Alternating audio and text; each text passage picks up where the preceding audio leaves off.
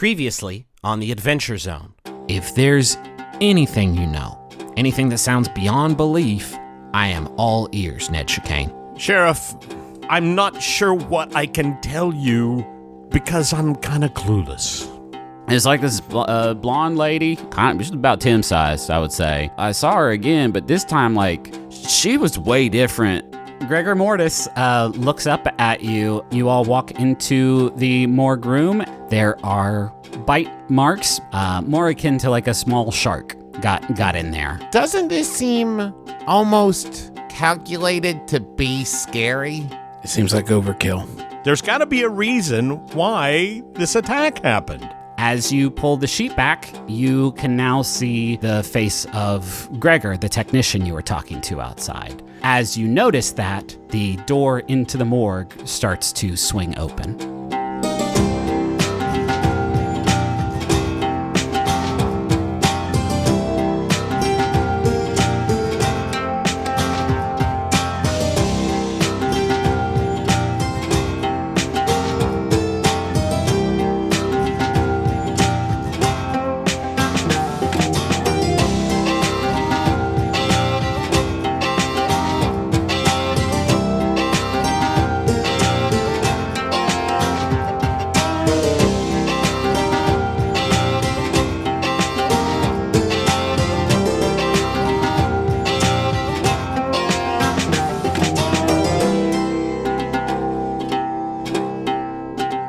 The door was opening, and a lot of spooky business was afoot.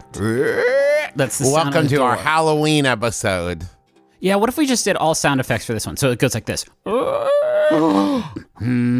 taking off my headphones. I don't want to hear the rest of this. Get out of there! Wait, stop, Griffin. Not a sound effect. No, Justin, that was the sound of a radio playing, and someone on the radio was saying, "Get out of there." Okay. I'm a bunch of bones. All right. It's good because you do the previously on, Yeah. and that's like ramps the tension back up. Yeah. And then it's like, hold on, let's deflate that real quick. Well, this is like where DJ's giving him a taste before the drop, and here comes the drop. A monster comes through. Oh, no. Wait. You A bad all, monster?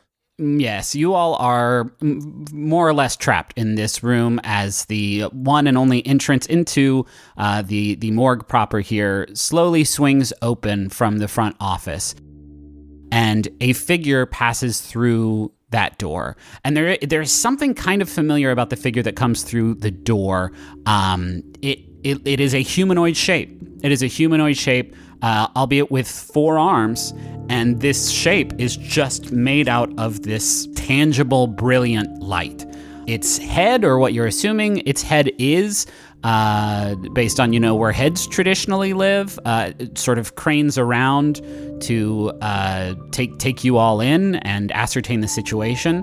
And you're having some trouble actually, seeing what this light person is doing, because the other thing about them that actually makes them different from the other beings like this that you've seen before is this one has this just kind of swirling cloud of particles going all around them. I say particles, they are visible to the naked eye. They are just these small sort of orbs of Like a nebula? Kinda, you could describe it like that. There are different orbs of different shapes and sizes, behaving in sort of different ways. Some are like sort of gelling together and then shooting new, particles off, and some are just neatly orbiting around each other, and some are just kind of ping-ponging around like this, a lava this cloud. lamp. Some of it is lava lamp-esque, but then some of it is also just like maraca beans, and you don't usually see them, but what they would be doing. It is chaotic, and it is this cloud that is just surrounding them and kind of mimicking its movements as this light figure moves, just sort of cascading all around them, almost like armor or something like that. And this figure walks into the room and then reaches its arm backward with shocking force, with shocking speed, and slams the door of the morgue shut. And with that, I'm gonna ask you who wants to go first. Ned. All right, Ned. Ned grabs a scalpel off one of the nearby examining trays Okay. Fair. and holds it to the throat of the corpse of Gregor Mortis and says to the creature, "Stand down or I'll kill your twin brother." Nice. Okay, that's one way to work. Nice. I'm saying nice in the world of the Adventure Zone as Duck Newton. I'm saying nice. It's hard to get the accent across with just one word, but all he's saying is nice. I get okay. So this seems like a move. This Bad seems idea. like a manipulate someone. Yeah, manipulate. I'm trying to remember monsters. Fuck off. Dad rolled a 12. 12. Okay. 12, and I also add 1, so that's a hard 13. 13. Okay. The rules state that monsters and minions cannot normally be manipulated, but I think normally is the word I'm going to use as flexible, a launch pad for this great improv that you're doing here. Well, then allow me to point out that, according to those same rules, for manipulate someone on a 12 plus, you absolutely convince them. So, okay, here's how I'm going to sort of get That surprised you. That really surprised you, didn't it? That I knew No, the I rule. thought I think I looked at the rules, and I'm very proud of you.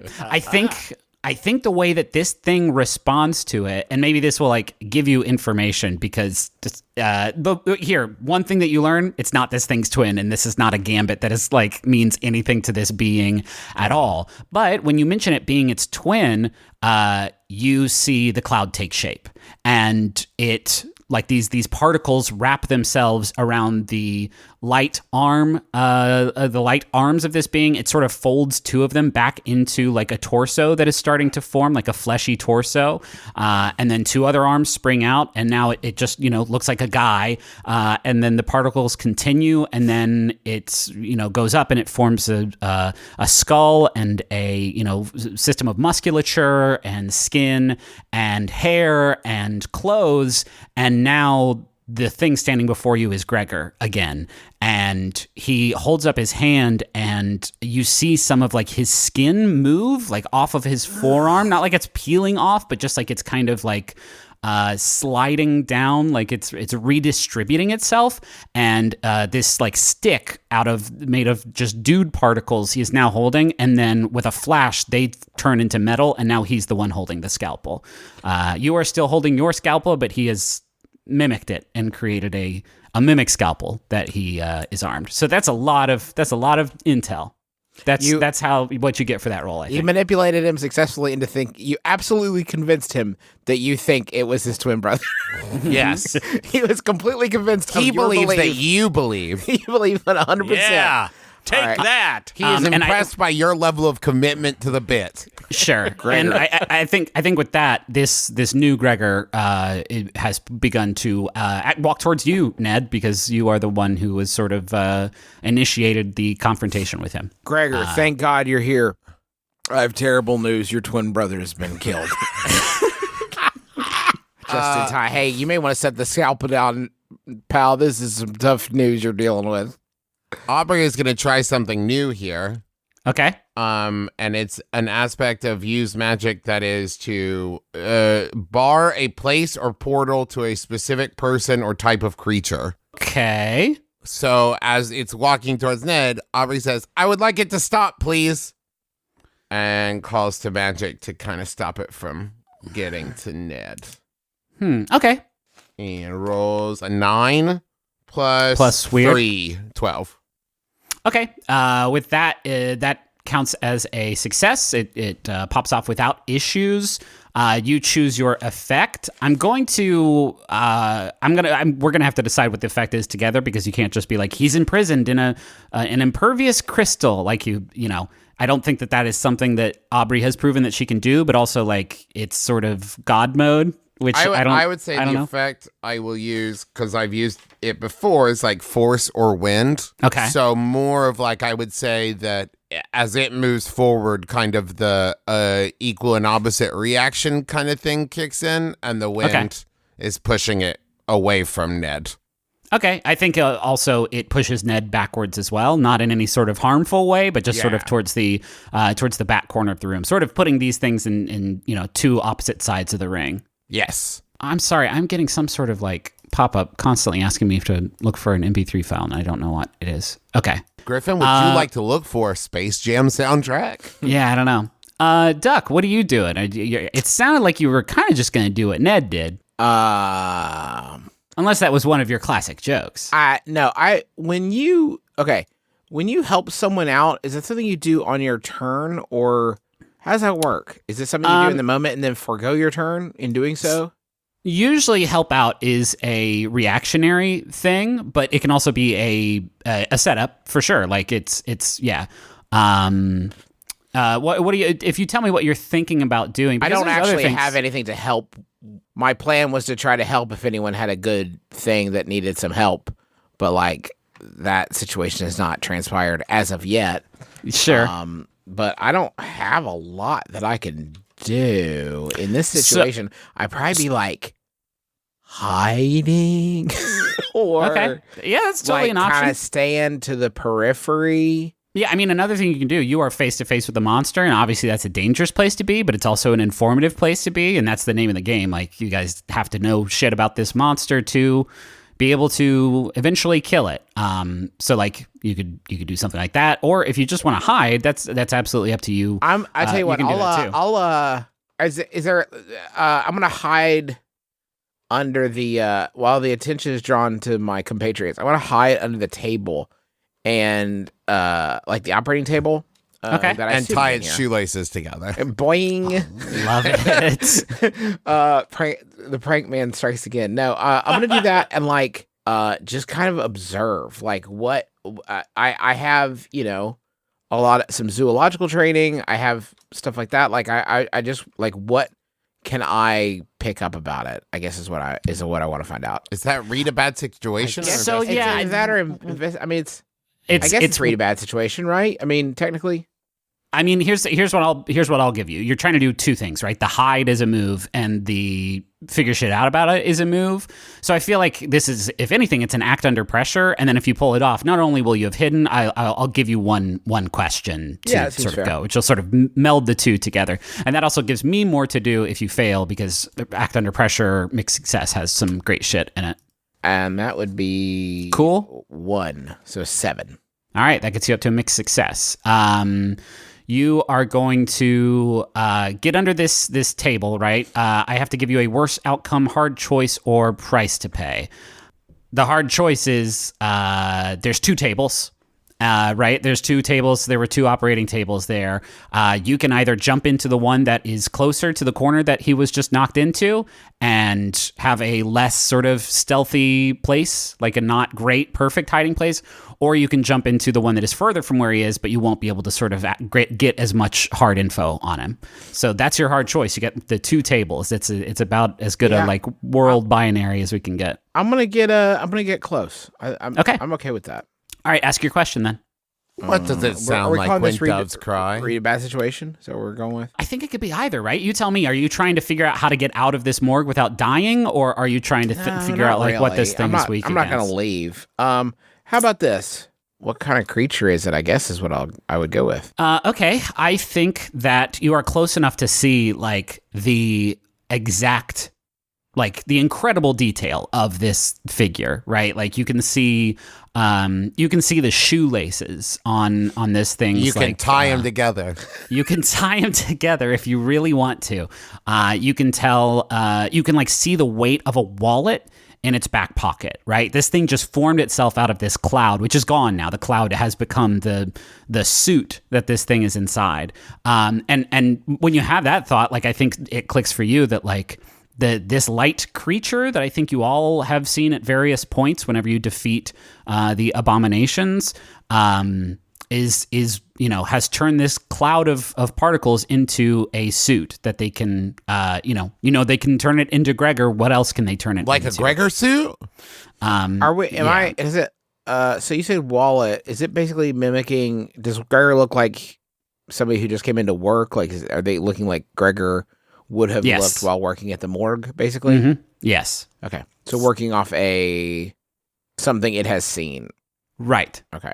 Aubrey, I think, or Ned. Actually, I think Ned is Ned is up. You're sort of on the opposite corner of this thing. Duck has just jumped and hidden under a table. Is it is it taking your turn? That's not really how this works. I respond to what you guys do. I mean, if you guys go a long time without sort of, getting out of the room or fighting this thing or whatever, like, yeah, he's going to start taking swings. But really, my role as keeper is to respond to the decisions that you all make and give you hard choices. For instance, Duck's not very well hidden from this thing, and he's very close to it. And this thing is standing in front of the only door out of here, which is shut behind it. But it hasn't done anything aggressive yet, right? It was approaching you with a scalpel, which it's still holding. Well, I'm holding a scalpel too. No. We can have ourselves a good old-fashioned scalpel fight. Okay, I'll tell you what. No, right. not again. Here's what Ned does. He extends his arm and drops the scalpel. Okay. What are you trying to do with that? Well, I want to see how closely it's mimicking everything we do. I mean, Maybe it's responding to the body language, the threatening body language of Ned. I mean, it's well. Hey, he dropped the. Hey, listen, he dropped the scalpel, Griffin. What happened next? Yeah. What happened next in the story? Ned dropped the scalpel. He doesn't have to tell you what he's trying to do. You just have to tell us what you're going to do. Yeah, what happened?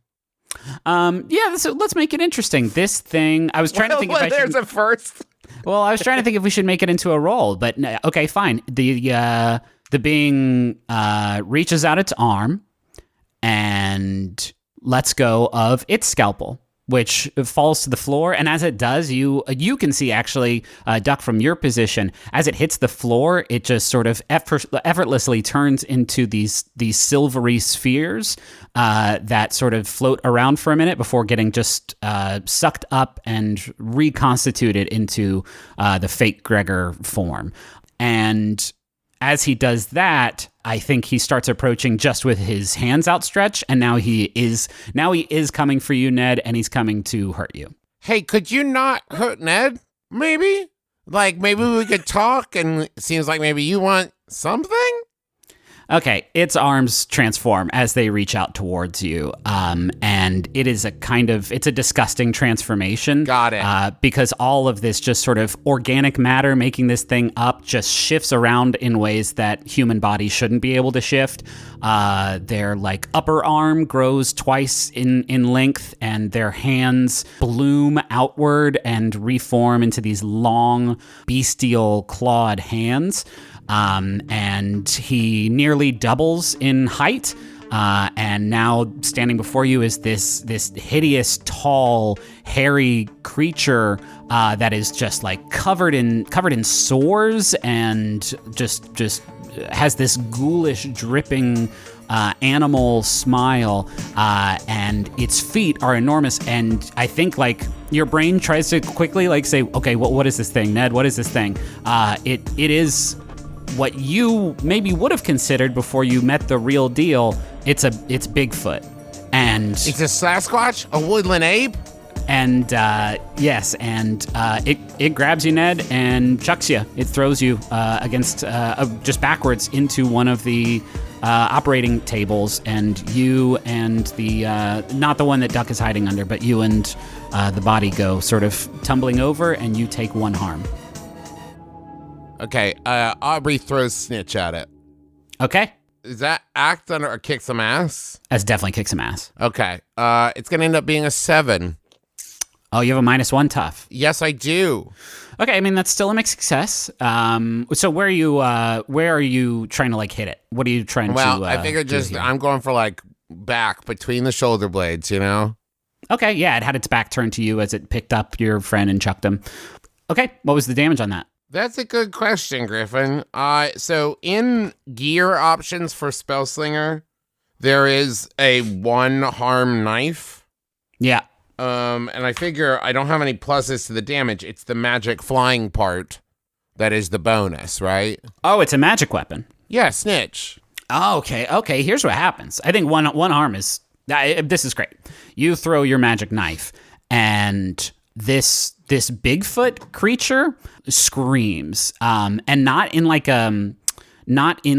bestial way. It's not like you just stabbed into a bear. The scream is much smaller than that. It's much actually higher pitch than that, and honestly, it sounds almost vocodery. Like it sounds not Hatsune Miku, but sort of along those lines. It is not the sound that you expected to come out of this thing.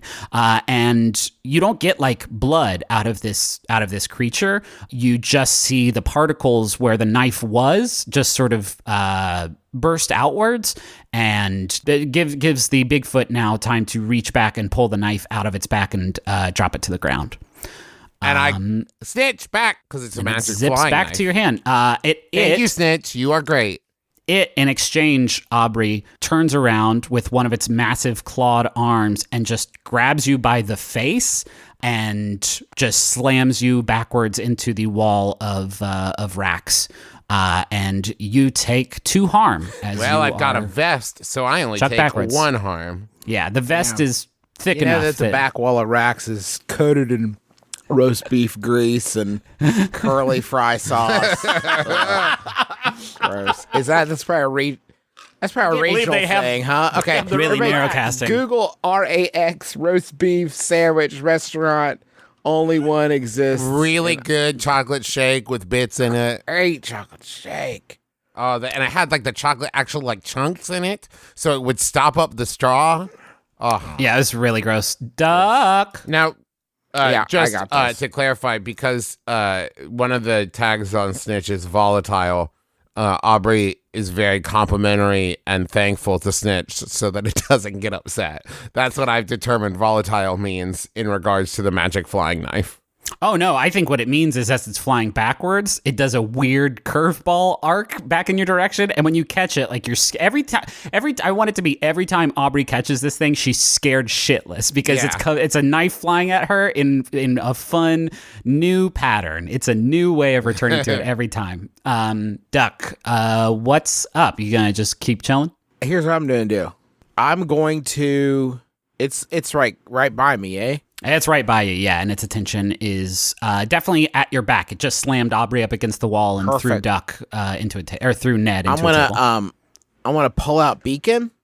Okay, and I'm gonna extend Beacon and whip it around its legs. I'm perfectly angled to do that. Now, Justin, I have a question. Based off of something we learned last episode, every time Duck draws Beacon, is he at risk of his pants falling down? No, Duck also always has suspenders. Oh, okay. Think about this, Travis. Think about what you're saying. That's canon. Really. Forest suspenders. He's worn them since he was a teenager. Of course. I almost think this would be an act under pressure, right? I don't think there's something like this in Kick Some Ass, but you're clearly not trying to attack this thing.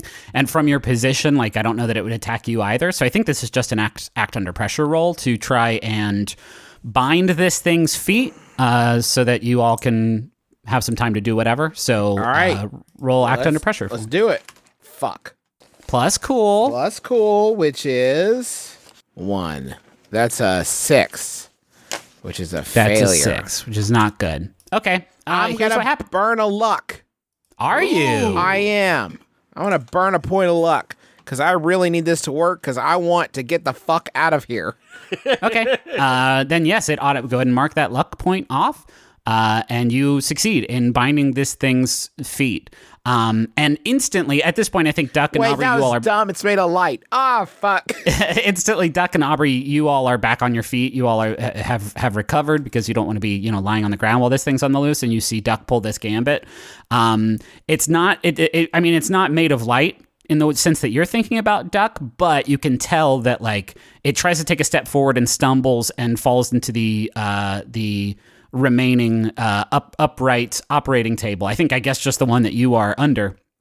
And sorry, I guess that was a little bit trippy. All right. And you see its sort of flesh start to shift around the blade, trying to figure out a way to get out of this thing. And yeah, I think Ned, you're up. I'm very clearly. I mean, I've yelled to them like, "Let's get the hell out of here!" Like I think we go. I don't think we know enough to fight this thing. I feel like we picked up some info. Like I'm good to go.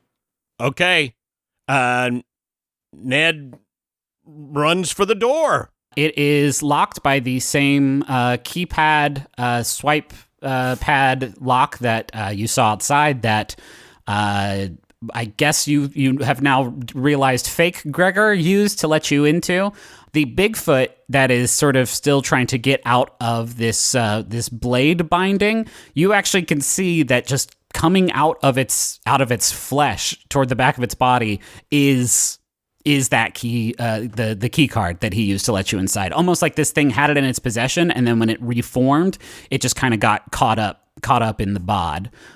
So you see the key card out of here, and it is coming from inside the sort of the back of the creature. Grab it. Okay. Ned, being an accomplished thief, reaches towards this scary, horrible monster's big hairy ass and grabs the key card and swipes Out it. of its ass. Ugh. Grabs it out of its ass. I know. It's in its ass, Ned. Get it. Okay. And Reach in that ass, Ned. Just so we're clear, this thing is bent over an operating table, so we could not sort of put together a better sort of proctological exam tableau. Reach into its ass, Ned. Hurry. Get in there, bud. all right. Get in that ass. Cough, monster, cough. And Get that ass, Ned.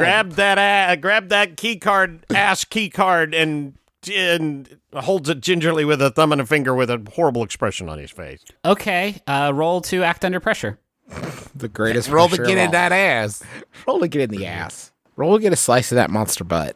Come on. 7 plus 1, which is cool, and that's 8. Very cool. Very cool. That's a mixed ass success. Climbing into a monster's ass to get the card to get back into the place we're escaping from. I think it's super cool. This is going to be an R episode, isn't it? This one's rated R. I'm going to give you a hard choice, Ned. Didn't he just make a hard choice? Pretty hard choice. I don't think no. I think that was undeniable. You can get the card out, Ned, and get it to your accomplices. But the monster is going to get a chance to do something to you before after I guess that happens. That's the hard choice. There will be payback for this. Okay. Ned, after he grabs the key card, looks at Aubrey and it just is full of guilt over what he knows he did in the past. So Ned will take that. He'll take that choice to let the Aubrey and Duck get away and take whatever happens to him happens to him. And Okay. also, just to paint the other side of it, like, Ned looks with whatever that facial expression is full of guilt, and Aubrey's just like, okay, Ned, are you... Oh, thanks for the key card. Yeah, you throw the key card across the room to Aubrey, and just as you do so, this thing just sort of melds around Beacon. Its feet, where its feet were, they just turn instantly into this cloud of particles, and you see the light form sort of effortlessly step out of the binding, and then the particles move back forward and their feet reform. And it happens so quickly that this thing just reflexively kicks backwards, which sort of moves the operating table that Duck is under. It sends it sliding towards the exit to the room, and it also propels it forward into you, Ned, as it turns on its heels and just charges right into you.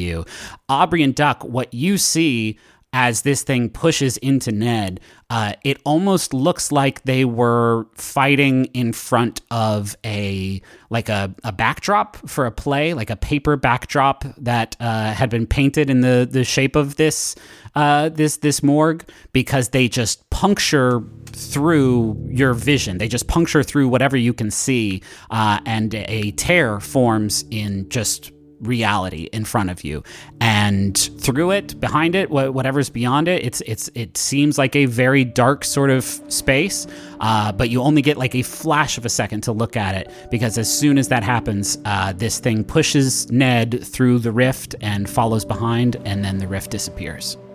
Well, shit.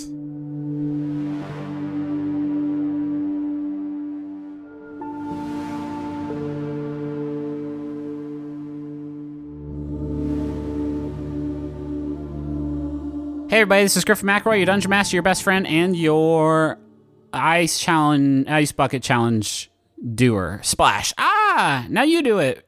Thanks for listening to the Adventure Zone Amnesty. It's episode 23, and we sure do appreciate you tuning into our spooky Appalachian program.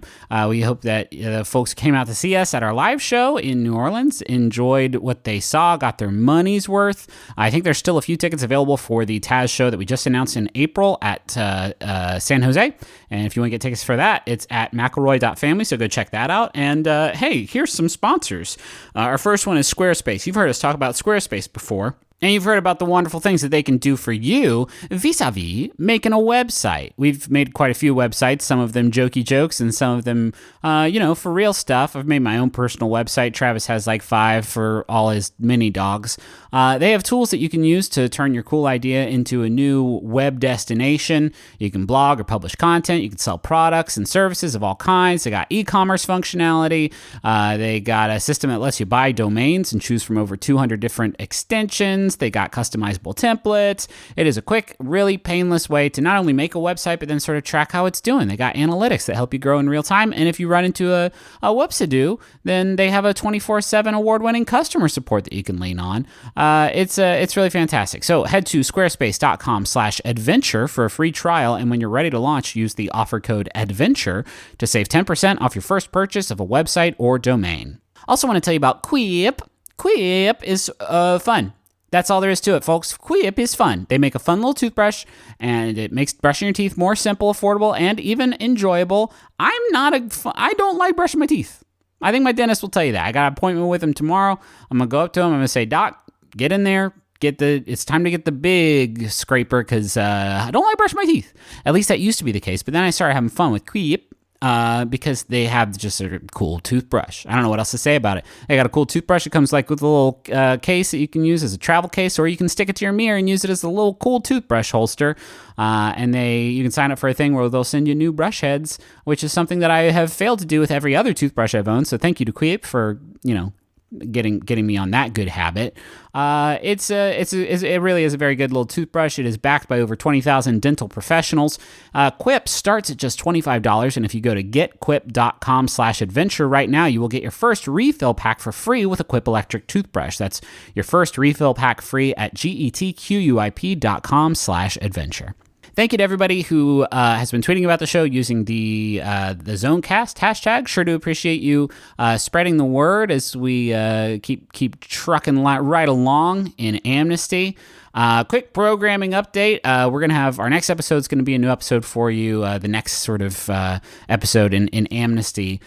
Mid-March, though, we are going to be out in international waters on the Joko cruise, and during that time, we're going to be putting up our most recent live show from New Orleans. So I hope you all enjoy that, and I know that I'm going to enjoy taking a little breather on the open seas. We're actually going to be doing some D&D stuff not D&D stuff, but some role-playing stuff on that boat that I'm very much looking forward to, and maybe you'll get to hear it someday. But yeah, just wanted to let you know that ahead of time. But next time you hear from us, it's going to be another proper episode. Oh, thank you to Maximum Fun for having us on the network. Go to MaximumFun.org. Check out all the great shows there. Shows like Switchblade Sisters and Beef and Dairy Network and Jordan Jesse Go and so many others at MaximumFun.org.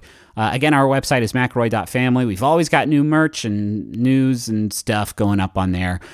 So again, we will have a new episode up for you in 2 weeks. That is going to be on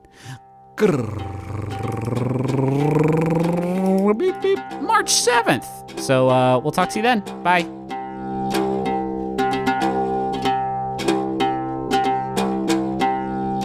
Aubrey and Duck, you have just watched your third get pushed through a rift in space-time by a shape-shifting monster. You are in the morgue by yourselves now, but you have the key needed to get out of it. My sword's on the ground? Yes. All right, pick that up. Good. That's great. Glad. That was a trick I was going to do on you if you had left it there. Nice. I was looking forward to making you not have a sword anymore. Nice try, Game Master. Or should I say, Fart Lord. I got him.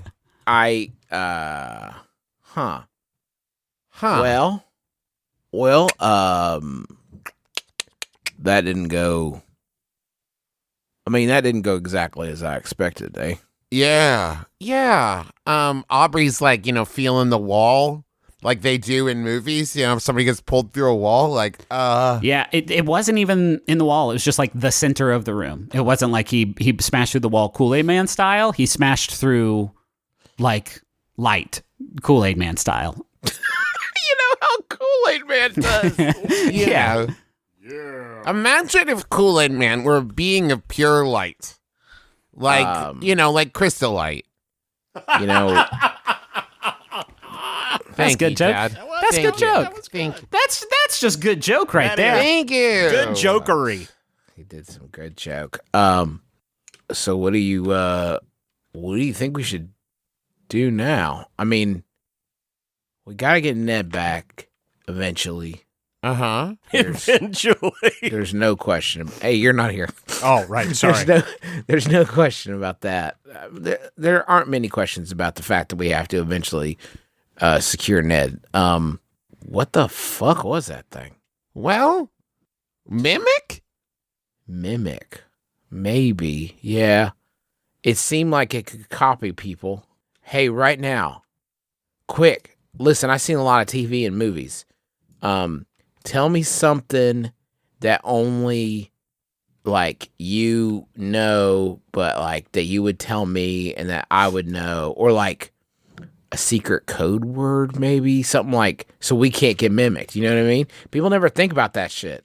People never think about getting mimicked? Nah, but just like in a movie where there's mimics, people never think about like we need a secret mimic catchphrase or code word or something to defend against the possibility of mimic. Well, attack. So, like, what's gonna be like our secret mimic? You told thing? me last week you were telling me about that time that you shit your pants when you were in high school that you never told anyone about. Fucking, I listen, Audrey. Aubrey, I told everybody that story. Honestly, I have shit my pants pretty regularly, and honestly, if you look at me and just sort of how I carry myself as a person, that would be a good educated guess. I think anybody could crack that. You told me about the time when you shit yourself at the DMV? That's true. That is a little. You all hear a beep from the door. You all hear as you're having this conversation. You hear a beep from the door lock on the other side of the wall, and hear a shifting of the lock in the door. Aubrey jumps to one side of the door with her back against the wall. Yeah, it swings open, and in enters Sheriff Owens with his service revolver drawn and out. I've never shit my pants anywhere, Sheriff. He turns his gun towards you and like freaks out and notices you too, Aubrey. He says, "Both of you, don't move, don't go anywhere. What the fuck are you doing in here? What the fuck are you doing in here?" You also see like through the door back out into the head office. You see Deputy Dewey. He's watching the front door of like the entire building, just sort of getting that down on lock. And Sheriff Owens is interviewing the two of you at gunpoint. Hey, Sheriff, put that away. I'm an officer as well. We're brothers in behind the badge bros. That doesn't. Look, what did you fucking do in here? The morgue is, by the way, a mess. Imagine that you are the chief operator of the sheriff's department that this morgue is responsible for, and you walk in and there's bodies sort of on the floor, and just a big messy fight obviously happening here. Listen, Sheriff, it's time I came clean with you and told you the truth. I'm a federal agent. Oh, man. I'm here investigating, well, I can't tell you. My partner, Agent Stern, and I have been working together up at Amnesty Lodge. That's where we've been holed up doing some research. There's been some strange disappearances around town over the last couple of years. People have come through from out of state, and because they cross state lines, it makes it a federal case. So we've been working together to try to clear that up, and we heard there were some mysterious deaths down at the Hornet's Nest. So I came down here with the help of local forest ranger Duck Newton thank to Christ. help me investigate into the situation. Yep. Did you say, "Oh, thank Christ," because you were worried you were going to have to come up with your own coverage story? I'm local forest ranger Duck Newton, and that's it. He knows nothing. He's just been helping me. This is the first he's hearing about this. The literal first I'm hearing of this. I've never heard any of this before at all. This is the first I've heard of it, Sheriff. Damn. Yeah, manipulate someone, I think, here, Ob. It's an 8. Yeah, I mean, it's just going to be an 7 8. plus 1, an 8. Yeah, there's not going to be any salvaging that. They're going to do it, but they need you to do something to show them right now that you mean it.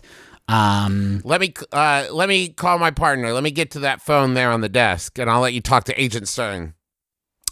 He says, "All right, just hold on." And he pulls out his flashlight that he's now kind of holding under his revolver, and he shines it around the room. And he sees the body of Gregor on the floor. That is like obviously not a body that was in here before. He has just realized that Gregor has been killed. Yes. And he says, "You all are gonna wait behind the desk in that office there, Dewey." And Dewey turns around and he says, "Dewey, you keep an eye on them. Either of them makes a sideways move. Well, don't shoot at them unless you think they're going to get you, in which case you're going to need to do it. But then just yell my name if a sideways move happens."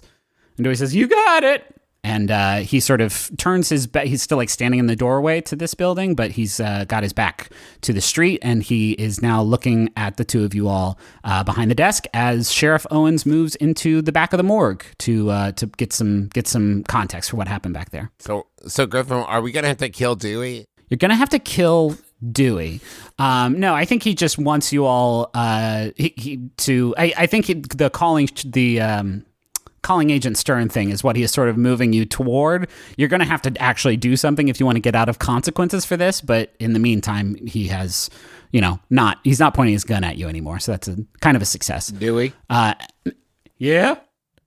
Listen, that thing that was here, it could come back at any second.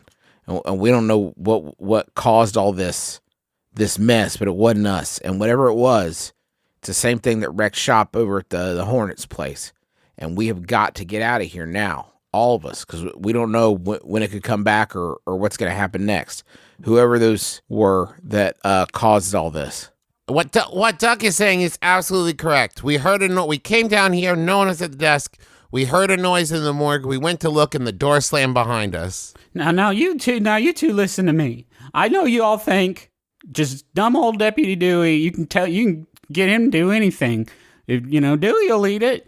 You can tell me to do anything, and now I'm just a fool. But I went to school just like anybody else to deputy school to get in this position, and I'm way sharper. Y'all give me credit for. Y'all always there when shit happens. What's your sharp? It's a 3. Damn. All right. Shit. And it's more than enough to know that y'all are full of shit right now. So y'all are going to stand there right now. And if you keep acting up, I'm going to read you your rights because I got them memorized too. As he's talking, you see a rift open up 20 feet behind him in the parking lot. And you see just sort of the shadows of the Bigfoot form of this monster start walking just like emotionless, just sort of Terminator walking towards Dewey from behind. He does not see it.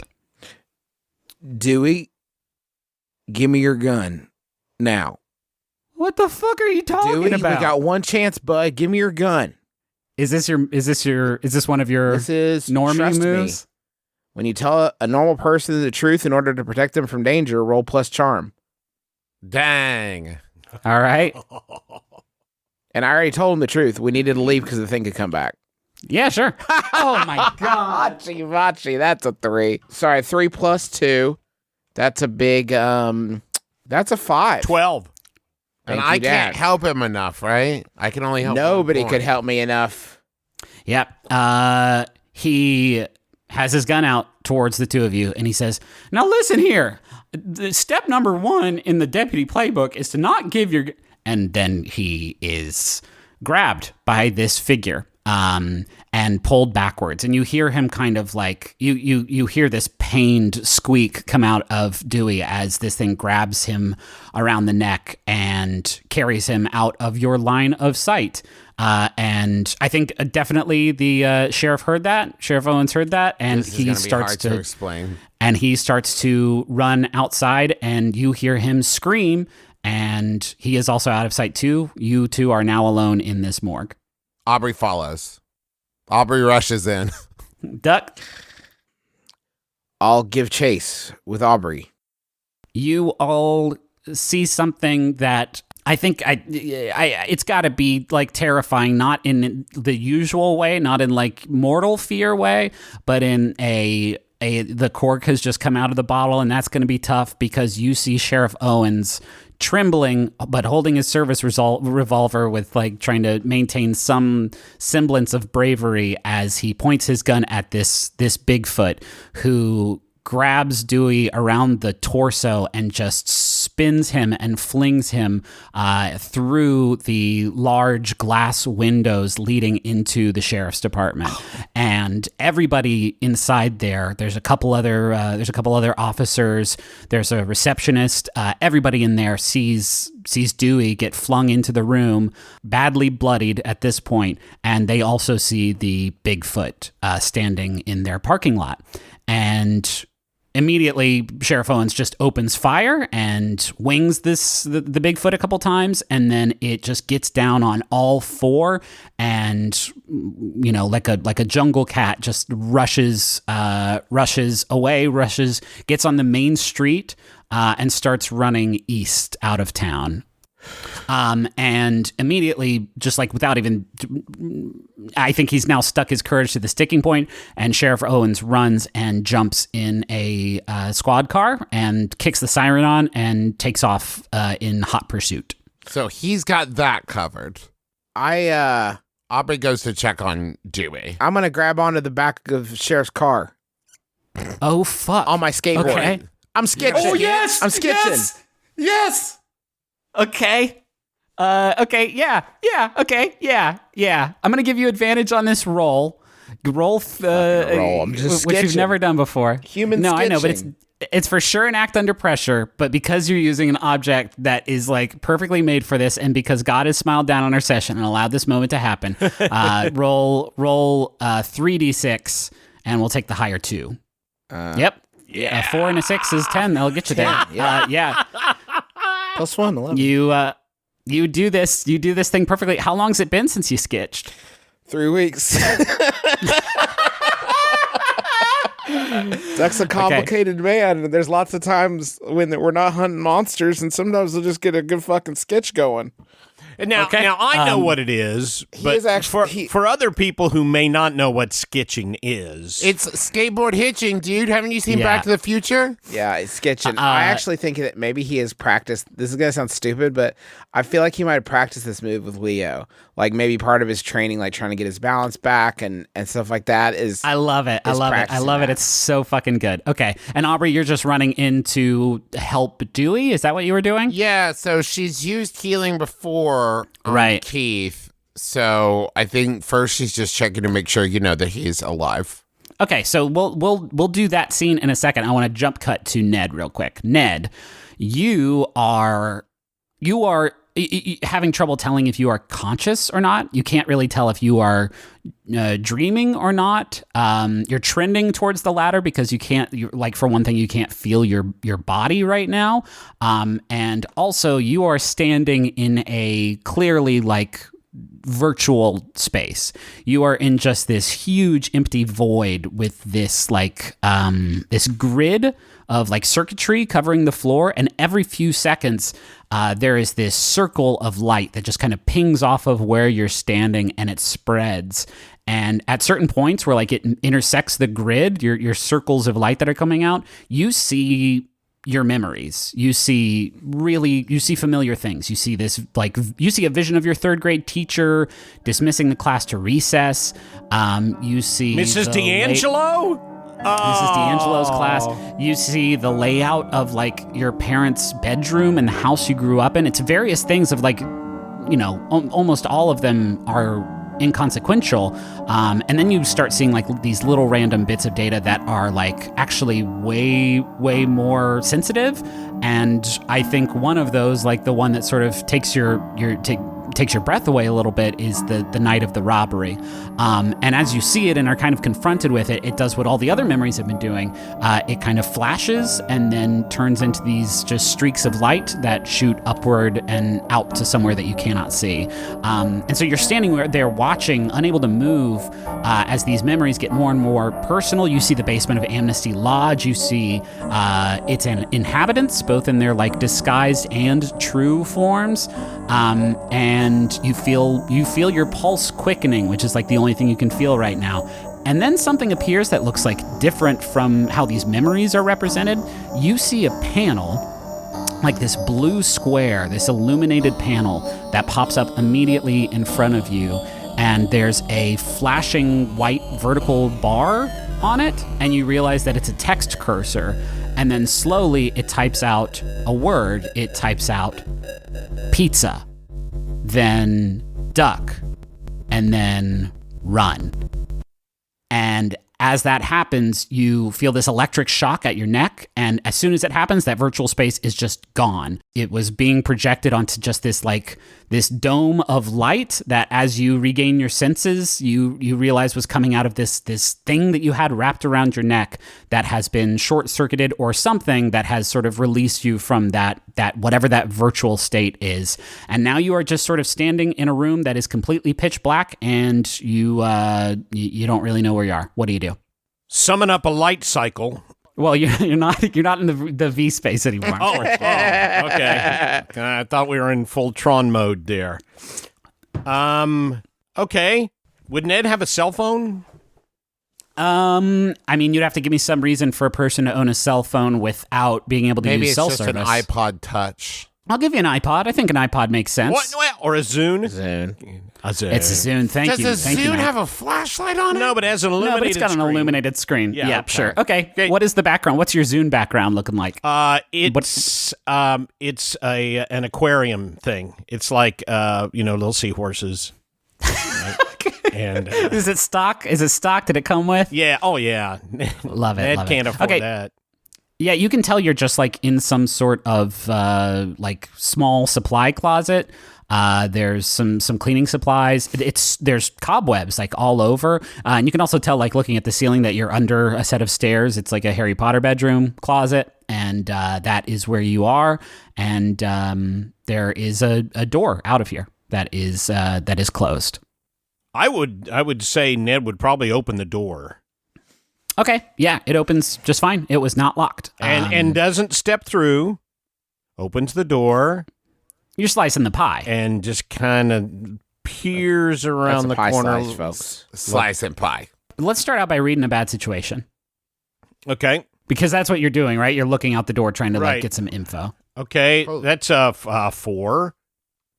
Plus You can't see shit. The rolls today. plus 2, which is a 6, which is still a failure. Yowza, yowza, yowza. So Okay, mark an here excuse. You is see your own death. You see, yeah. Failed roll. I get to make a hard move. Here's what you get for free, right? You Well, don't can see. I mark a experience point first, You right? do mark experience. Well done. I'll tell you what you see, right? You're not going to get anything more sort of insightful than that, but I'll tell you what you see. So you are in the door of this closet opens up into what appears to be the decrepit sort of lobby of some sort of hotel or something. It is very, very dark all over here. The windows and the door, the exit from this building have all been like completely boarded up. And so any light that you are getting is just sort of coming through the gaps in the panels. But you can see a few details. Immediately in front of you is a reception desk, and you can see a back door leading to some sort of office there. And then in the lobby, there's a handful of like toppled over, cobweb covered pieces of furniture. There is like a long dormant fireplace there. There are stairs immediately above you. The stairs that were on top of the closet that you were just in, leading to a second floor. And then to your left, there is a hallway at the end of which you can see is a conference room. And that is what you see. And the hard move is there is a flash of light in the conference room, and then you hear a humming. And you remember it's the same humming that you actually heard back in the morgue when the creature entered the room. It's almost like a junction box, like on a summer day, how you can kind of just like hear the electrical wires. You can hear this thing, and you know that there is something in the conference room. So what does Ned do? You have this hum that you know is the monster, and it is in the conference room down the hallway. And there's a few other areas you could go, check out or hide in or try to find exit in. World's your oyster in this building that you can't quite tell what it is. I think Ned's Ned's natural stealth would give him the confidence to try to observe this conference room. Because Ned's not assured that anything on the second floor is going to be any safer, and usually exits are on the first floor. I think Ned would sneak towards the conference room and maybe peek around the corner or try to find some way to sneak into the conference room and try to observe and find out more about this creature and where the hell he is. Okay. Roll to investigate a mystery. Roll plus sharp. I'm telling you now, you are putting yourself in danger to do this. I know. But if this is what Ned wants to do, this is what Ned wants to do. It's a 9 plus 2 sharp. That is an 11. It's an okay, 11. so you get to ask 2 questions. All right. What happened here? What happened here is the being has just stepped through the rift, or some being has stepped through the rift, and now it is back in sort of that light four-armed form with the cloud of particles following behind it. It has stepped through one of several rifts that are in this room. And when I say rifts, I don't mean like big open tunnels big open portals. Like most of them are just sort of these crumpled up fissures in space-time. Through a couple of them, you can see certain scenes. I think you can definitely see one into the morgue, which is where you just came out of. And yeah, you see a few things. Also, it's worth pointing out, like, you have no idea how much time has passed since you were in that virtual space.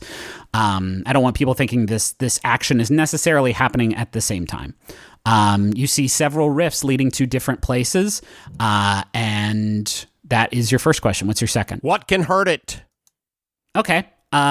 You see this thing. It doesn't see you, and it is walking, and it floats, I think, up on top of the table, just like effortlessly. It's not like stunting. It's just like the vertical axis has like no bearing on this thing, and it is moving around and just kind of like peeking through these rifts and trying to like get some intel on what's going on, and then it reaches backwards and touches its back, and you see it jump with a start, almost like it has touched something very, very tender. And you remember that is where Aubrey stabbed it with her magical knife. And with that, after it yelps, it kind of like shakes its head, and as it does, it sees a small aquarium scene with very small digital seahorses swimming around in it, and also sees your big bearded face, and it perches itself on the edge of the table and then dives claws first in your direction.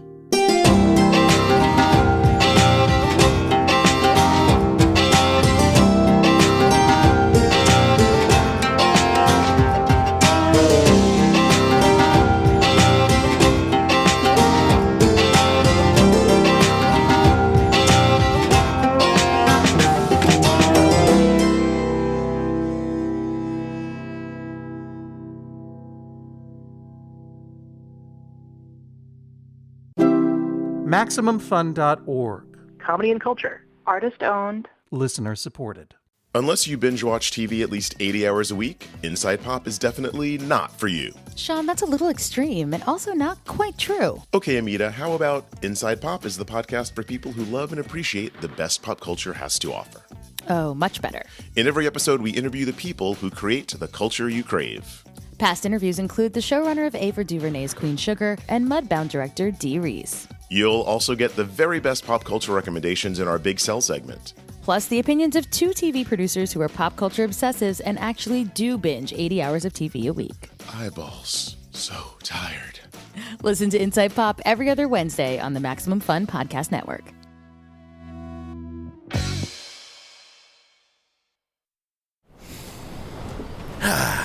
There's nothing quite like sailing in the calm international waters on my ship, the SS Biopic. Avast! It's actually pronounced biopic.